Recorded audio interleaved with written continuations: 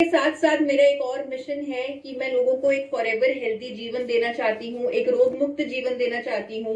मैं एक डाइटिशियन हूँ। जो लोग मुझे पहली बार सुन रहे हैं, मैं उन्हें बताना चाहती हूँ कि मैं एक डाइटिशियन भी हूँ और मैं अपने पैशन के चलते मैंने ये डाइटिशियन की पढ़ाई की ताकि मैं लोगों को सही ज्ञान सिंपल भाषा में दे सकूं और वो अपने जीवन को बेहतर बना सके, रोग मुक्त बना सके, हेल्दी बना सके। तो मैं सभी को बताना चाहती हूँ कि आज अभी जो एक वीक चल रहा है, नेशनल ओबेसिटी अवेयरनेस वीक है। यानी जैसे शुरुआत में शुक्ला जी ने हमें बताया कि ये जो मोटापा है, ये जो खाते पीते घर वाली बात है, ये बात कोई प्राउड की, गर्व की बात नहीं है। ये बात थोड़ी सी ध्यान रखने वाली बात है, क्योंकि मोटापा हर बीमारी का जड़ है, हर बीमारी का कारण है मोटापा। तो हमें सरकार ने एक नेशनल ओबेसिटी अवेयरनेस वीक बनाया हुआ है कि यहाँ पर हम कुछ ना कुछ एक्टिविटीज करके अपने देशवासियों को जागरूक करें कि उन्हें मोटापे के चंगुल में नहीं फंसना। जो ऑलरेडी मोटापे के चंगुल में फंसे हुए हैं उन्हें इससे बाहर आना है। जैसे आपको स्टार्टिंग में शुक्ला जी ने बोला कि जिनको आपने इस मीटिंग में इन्वाइट किया है, एक बार पार्टिसिपेंट में जाकर चेक कर लीजिए क्या वो मौजूद है या नहीं। अगर वो नहीं मौजूद तो उन्हें कॉल कीजिए, लेकिन जूम तो हाउसफुल हो चुका है, तो आप YouTube के लाइव लिंक पर उन्हें जोड़ सकते हैं। क्योंकि मैं सही कह रही हूं कि आज की जानकारी बहुत ही ज्यादा जरूरी है पूरे इंडिया के लिए। पूरे देश को हमें ये जानकारी पहुंचानी है ताकि हम भी नेशनल ओबेसिटी अवेयरनेस वीक में अपना कुछ कंट्रीब्यूशन कर सकें।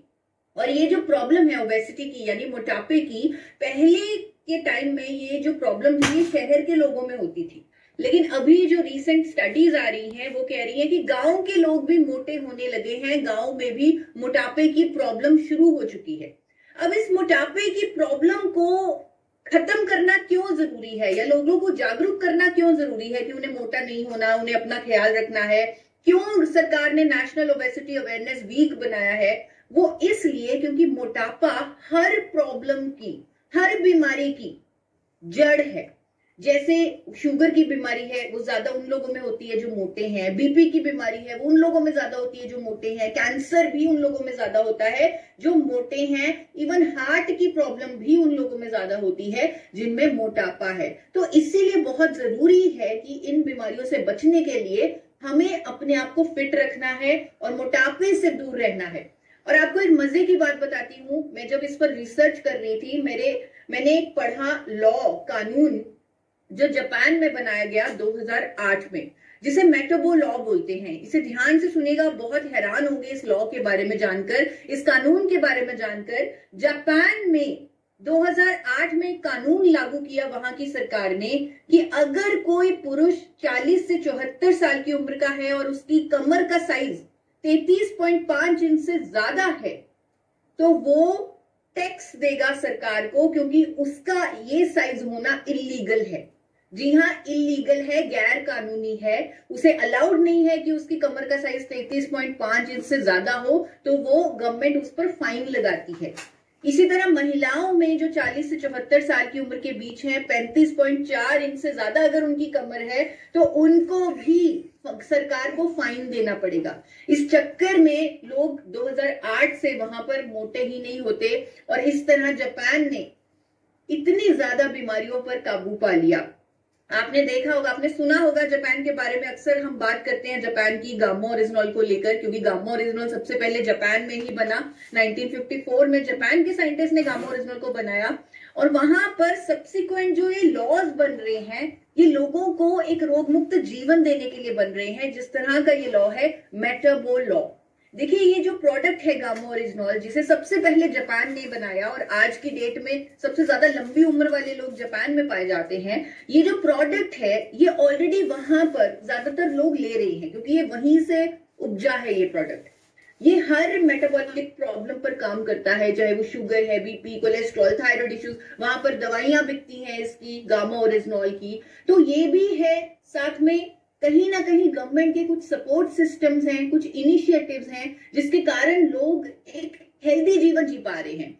और मेरा मिशन ये है कि इंडिया में भी हम सब इतने जागरूक हो जाएं, हम सब दूसरों से सीख कर खुद को स्वस्थ बना ले, खुद को हेल्दी बना ले। और अब इंडिया में भी हमारे पास गामा ओरिजिनल है, तो हमारा कर्तव्य बनता है कि हम थोड़ी सी सपोर्ट गामा ओरिजिनल को भी दें ताकि हमारी लाइफ बेहतर हो सके। दोस्तों शुरुआत करती हूँ एक स्टेटमेंट के साथ, एक मिशन के साथ कि हम पूरी कोशिश करेंगे, हम पूरा आरसीएम परिवार पूरी कोशिश करेंगे कि गामो ओरिजिनॉल इंडिया की हर थाली में क्या है। एक बार पार्टिसिपेंट में जाकर चेक कर लीजिए क्या वो मौजूद है या नहीं।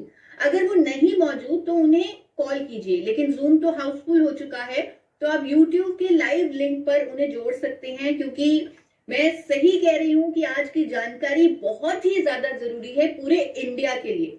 पूरे देश को हमें ये जानकारी पहुंचानी है ताकि हम भी नेशनल ओबेसिटी अवेयरनेस वीक में अपना कुछ कंट्रीब्यूशन कर सकें।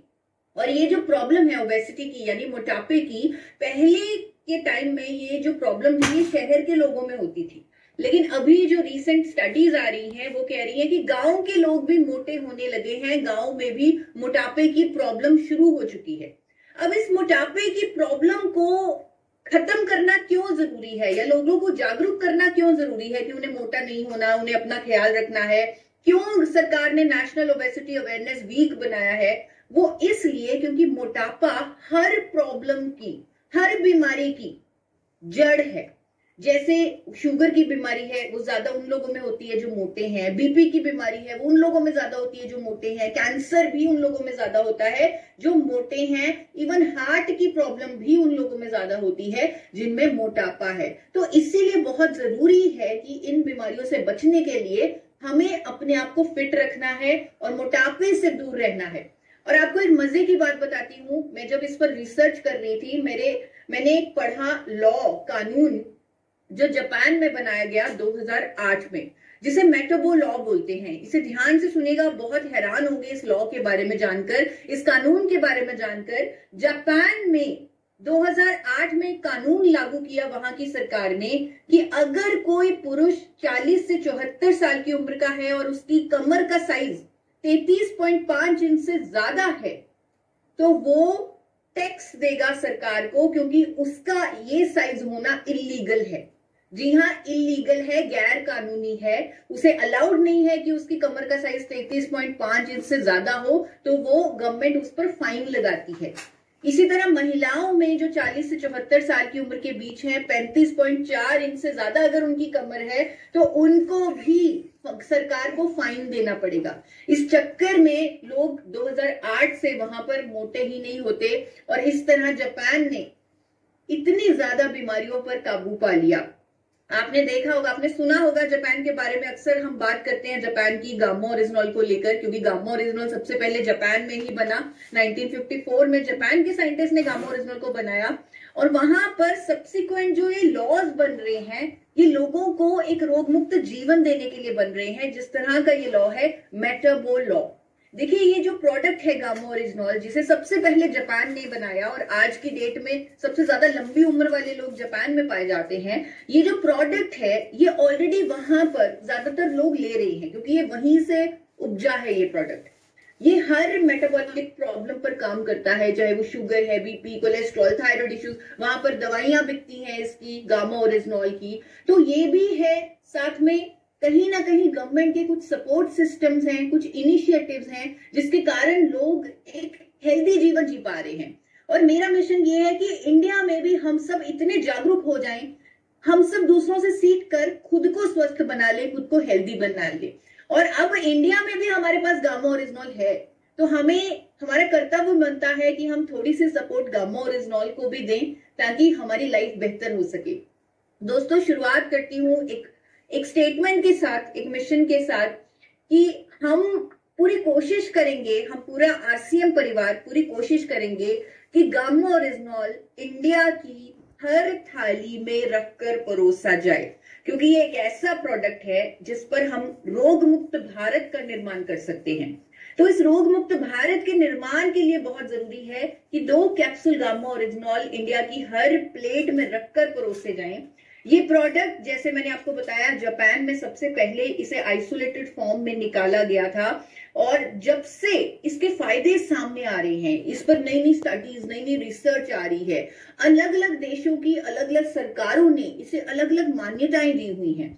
अमेरिका जैसे देश में इसे अल्सर को ठीक करने वाली दवा का दर्जा मिला है। अमेरिका जैसे देश में इसे कोलेस्ट्रॉल को कम करने वाली कुदरती दवा माना गया है। जापान जैसे देश में इसको एंटी एंजाइटी एजेंट यानी टेंशन को दूर करने की दवा, कोलेस्ट्रॉल को कम करने की दवा, मेनोपॉजल सिम्टम्स में राहत देने वाली दवा का दर्जा मिला है। वहां की सरकारों ने इसे मान्यताएं दी हैं। आप सोचिए ये प्रोडक्ट कितना स्ट्रॉन्ग है। कनाडा की सरकार ने इसे नेचुरल हेल्थ प्रोडक्ट बोला है। ऑस्ट्रेलिया की सरकार ने इसे दवाइयों में डालने वाला एक इंग्रेडिएंट बोला है जिससे दवाइयां बेहतर काम करती हैं। हमारे देश की सरकार ने तो हमारा काम बहुत आसान कर दिया। हमारी देश की सरकार ने इसे न्यूट्रास्यूटिकल बोला है, यानी एक ऐसा भोजन जिसमें मेडिकल बेनिफिट्स हैं। इसीलिए मैंने शुरुआत में आपसे कहा कि हर थाली में 2 कैप्सूल गामा ओरिजिनॉल परोसा जाना चाहिए। एक ऐसा प्रोडक्ट जो अलग अलग देशों में अलग अलग दामों पर बिकता है और वो दाम कुछ 2800 से लेकर 5000 तक के हैं, लेकिन हमारे देश में इंडिया में पहली बार ये मौजूद है एक बहुत ही अफोर्डेबल प्राइस पे, और हर इंडियन इसे ले सकता है क्योंकि ये इतनी अफोर्डेबल, इतनी कम कीमत पर इंडिया में उपलब्ध है। अनेकों प्रॉब्लम्स पर ये काम करता है, हम सब जानते हैं। गूगल पर चेक कर सकते हैं हम इसकी स्टडीज को, क्योंकि आज की डेट में आपको कोई भी ये बोल के नहीं जा सकता कि ये प्रोडक्ट अच्छा है सिर्फ अपने कहने पर। आज की डेट में हमें पता है कि सामने वाला व्यक्ति स्मार्ट है, उसके पास स्मार्टफोन है, वो गूगल पर चेक करेगा कि क्या वाकई में ईशा मैम ने ये जो हमें बताया सही बताया या गलत बताया, वो चेक कर सकता है। तो मैं चाहती हूं कि आप सब चेक कीजिए अपने फोन पर, गूगल पर, कि क्या वाकई में गामा ओरिजिनॉल कोलेस्ट्रॉल को रिड्यूस करता है, कैसे करता है, क्या वाकई में जापान की सरकार ने, अमेरिका की सरकार ने इसे कोलेस्ट्रॉल को कम करने की दवाई बोला है, क्या वाकई में उनके कैग ड्रग्स डेटाबेस में रजिस्टर्ड है, मेश ड्रग डेटाबेस में रजिस्टर्ड है, ये सब आप चेक कर सकते हैं। गामा ओरिजिनॉल की एंटी डायबिटिक प्रॉपर्टीज के बारे में आप चेक कर सकते हैं कि वाकई में गामा ओरिजिनॉल बढ़े हुए शुगर लेवल को नॉर्मल करता है, और कैसे करता है उसकी भी स्टडीज आप गूगल पर चेक कर सकते हैं। गामा ओरिजिनॉल की बीपी को कंट्रोल करने की प्रॉपर्टीज आप चेक कर सकते हैं कि गामा ओरिजिनॉल कैसे हमारे ब्लड प्रेशर को नॉर्मल रखता है, कैसे उस पर ये काम करता है, कितनी स्टडीज हैं, कितने देशों में हुई हैं, कितने लोगों पर हुई हैं, ये सब डेटा, सब डिटेल्स आपको गूगल से मिल जाएगी। थायराइड जैसी लाइलाज बीमारी पर भी गामा ओरिजिनॉल कारगर है, क्योंकि ये रूट कॉज पर काम करता है। जो हार्मोन हमारा शरीर बनाना भूल गया था, ये उस हार्मोन को दोबारा बनवा रहा है हमारे शरीर से। तो ये इस तरह के काम कर रहा है, यानी कि जब मेडिकल साइंस बाहर से हमें दवाई की फॉर्म में वो हार्मोन दे रही थी, ये मानकर कि अब हमारी बॉडी कभी वो हार्मोन बना नहीं सकती, गामा ओरिजिनॉल हमारी बॉडी से उस हार्मोन को दोबारा बनवा रहा है। इस तरह का मैजिक, इस तरह का जादू है गामा ओरिजिनॉल में। और आज की डेट में मैं आपको बताना चाहती हूँ कि हमारे पास इतने सारे टेस्टिमोनियल्स हैं, इतने सारे रिजल्ट्स हैं, इतने सारे प्रूफ हैं, जहां पर लोग सामने से कहते हैं कि हमारी सालों की प्रॉब्लम गामा ओरिजिनॉल से ठीक हो गई। कोलेस्ट्रॉल पर बहुत सारे टेस्टिमोनियल्स हैं, डायबिटीज रिवर्सल पर टेस्टिमोनियल्स हैं, बीपी की समस्या पर टेस्टिमोनियल्स हैं, थायराइड पर टेस्टिमोनियल्स हैं। इसीलिए मैं आपको कह रही हूं कि ये जो न्यूट्रास्यूटिकल है ये हर इंडियन की जरूरत है।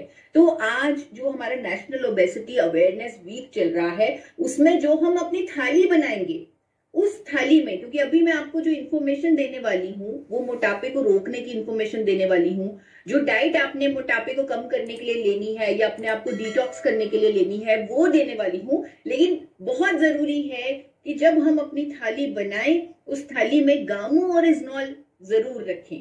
तो एक सिंपल डाइट आज आप सबके साथ मैं शेयर करूंगी। मैं एक डाइटिशियन हूं, तो अपने एक्सपीरियंस से, अपनी नॉलेज से, या जो पढ़ाई मैंने की है, जिन डाइटिशियंस डॉक्टर से मैं मिली हूं, उनकी नॉलेज को यूज करते हुए आज मैं आप लोगों के लिए एक सिंपल डाइट लेके आई हूं, जिसे मैं आज रेकमेंड करूंगी। जो भी साथी हमारे पास जूम पर जुड़े हैं, यूट्यूब लाइव जुड़े हैं, तो मैं सबसे रेकमेंड करूंगी कि 21 दिन के लिए हर कोई इस डाइट को जरूर फॉलो करे।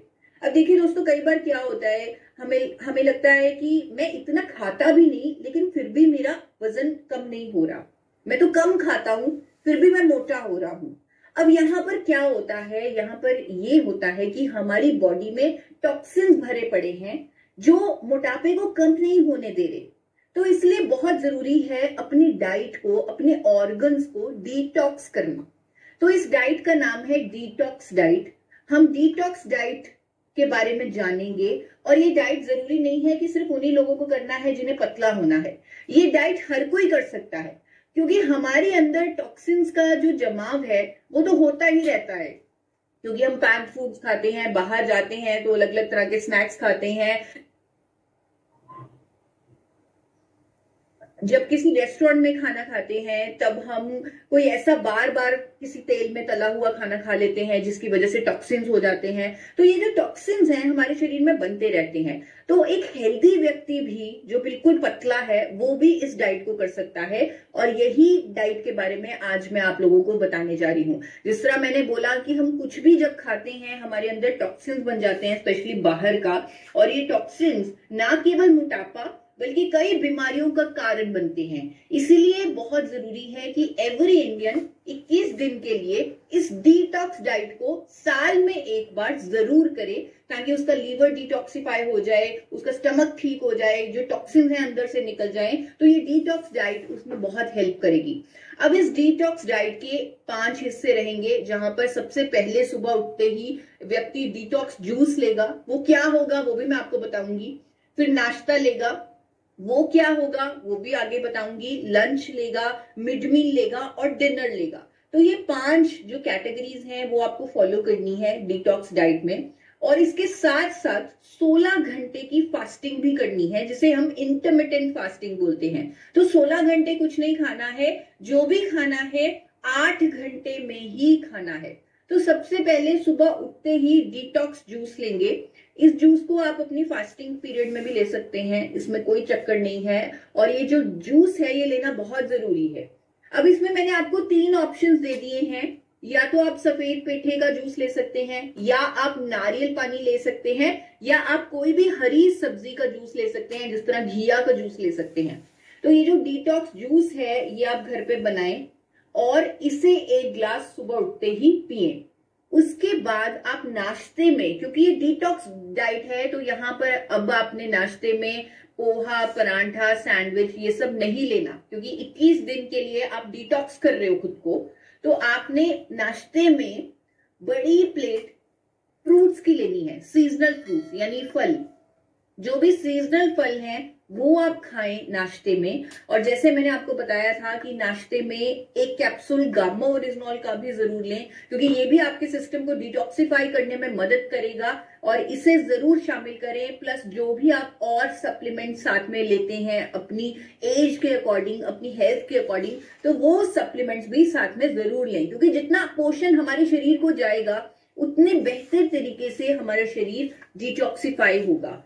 और बहुत जरूरी पॉइंट यहाँ पर नोट करने वाला ये है कि आपको इस 21 दिनों में डेयरी प्रोडक्ट्स यानी दूध से बने प्रोडक्ट्स का इस्तेमाल नहीं करना। चाहे वो चाय है दूध वाली, चाहे वो दही है, चाहे वो चीज है, तो ये सब दूध के प्रोडक्ट्स जो भी हैं वो आपको 21 दिन के लिए नहीं खाने हैं, क्योंकि इससे हमारा जो सिस्टम है वो डिटॉक्सिफाई नहीं होगा। तो बहुत जरूरी है कि 21 दिन आप दूध ना पिए।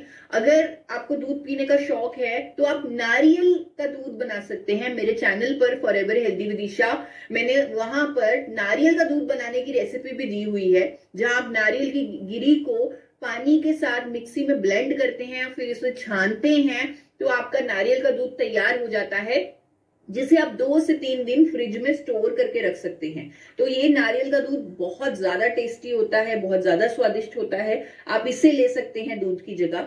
अब बारी आती है लंच की। जब आपने अपनी इंटरमिटेंट फास्टिंग को पूरा करके सुबह 10 से 11 बजे के बीच ब्रेकफास्ट ले लिया, तब आप लंच, दोपहर के भोजन में आप सिंपल जो खाना है, घर का बना खाना, वो खाएं। जैसे गेहूं की रोटी खा सकते हैं, बाजरे की रोटी खा सकते हैं। हो सके तो उस अनाज में भी आप कोई ना कोई सब्जी मिला ले। जिस तरह आजकल सर्दियां हैं तो बहुत सारे हरे भरे पत्ते हमें मिलते हैं, चाहे वो मेथी है, बाथू है, उसे आप आटे के साथ मिक्स करके एक रोटी बना ले, साथ में सब्जी खाएं और सैलेड खाएं। तो ये आपका लंच हो गया। आपने लंच में सब्जी और रोटी और सैलेड लेना है, लेकिन यहाँ पर ध्यान रखना है कि लंच में राजमा, चने ये सब नहीं खाना है 21 दिन के लिए। तो सिंपल आपने घर की बनी सब्जी और साथ में रोटी, चपाती और सैलेड लेना है। अब बारी होती है मिड मील की, यानी कि दोपहर के भोजन के बाद 4 बजे जब चाय पीते हैं लोग, तब क्या लें। तो 4 बजे जब आपने चाय पीनी है तो क्या ले, तो 4 बजे जब आपने चाय पीनी है तो आपने दूध वाली चाय नहीं पीनी। मुझे पता चला है कि आपके पास तो बहुत अच्छे चाय के ऑप्शंस हैं, चाहे वो ग्रीन टी है, चाहे वो स्वेच्छा का काढ़ा है, तो आप वो लें। ये जो हर्ब्स हैं आपको डिटॉक्सिफाई होने में मदद करेंगे, तो आप स्वेच्छा का काढ़ा ले सकते हैं। साथ में ड्राई फ्रूट्स लें, ये खाएं। ड्राई फ्रूट्स लेने हमारे लिए बहुत जरूरी हैं, हमारी हेल्थ के लिए बहुत अच्छे हैं। और बिल्कुल भी आप चाय, कॉफी या पकौड़े, समोसे ये सब ना खाएं 21 दिनों के लिए, क्योंकि आप अपनी सफाई कर रहे हैं, अपने आप को डिटॉक्सिफाई कर रहे हैं। चाय जैसे मैंने आपको बताई, हर्बल टी का ही सेवन करें। आपके पास जो ग्रीन टी या हर्बल टी के ऑप्शंस हैं वो लें। अब डिनर की बारी आती है, तो डिनर में जरूर याद रखें कि आपको गामा ओरिजिनल तो लेना ही लेना है। सुबह आप 1 कैप्सूल ले चुके हैं, 2 कैप्सूल हर रोज दिन में लेने हैं, तो दूसरा कैप्सूल डिनर में ले लें। और डिनर को आपने हमेशा हल्का रखना है इन 21 दिनों के लिए। यानी डिनर में आपको वेजिटेबल सूप लेना है और साथ में वेजिटेबल सैलेड लेना है। अब आप कहेंगे डिनर में मैम आपने रोटी तो बताई नहीं है। अगर हम रोटी डिनर में लेंगे तो हमारा सिस्टम डिटॉक्सिफाई नहीं हो पाएगा, इसीलिए डिनर में आपको रोटी को छोड़ना पड़ेगा। और मैं आपको यकीन दिलाती हूँ कि अब जब आप बहुत सारा सूप पिएंगे और बहुत सारा सैलेड खाएंगे सब्जियों का, तो अपने आप आपका पेट भर जाएगा, आपको रोटी की इच्छा होगी ही नहीं। तो आप डिनर लें जिसमें सूप हो, और ये सब मत लें जैसे कि क्रीमी सूप या रोटी या चावल, ये डिनर में बिल्कुल मत लें। सिर्फ सूप और सैलेड लें। और अपना जो आपने सूप और सैलेड लिया है और आपका जो सोने का टाइम है उसमें कम से कम 3 घंटे का गैप होना चाहिए, ताकि आपने जो खाया है रात को वो आपके सोने से पहले थोड़ा बहुत डाइजेस्ट हो जाए और आपकी बॉडी उस टाइम डाइजेशन से पूरी तरह फ्री हो जाए। जब आप सो रहे हो बॉडी डिटॉक्सिफाई करे, खुद को टॉक्सिन्स को रिमूव करें। ये वीडियो, ये जो डाइट प्लान है, ये मैंने अपने चैनल पर भी डाला हुआ है।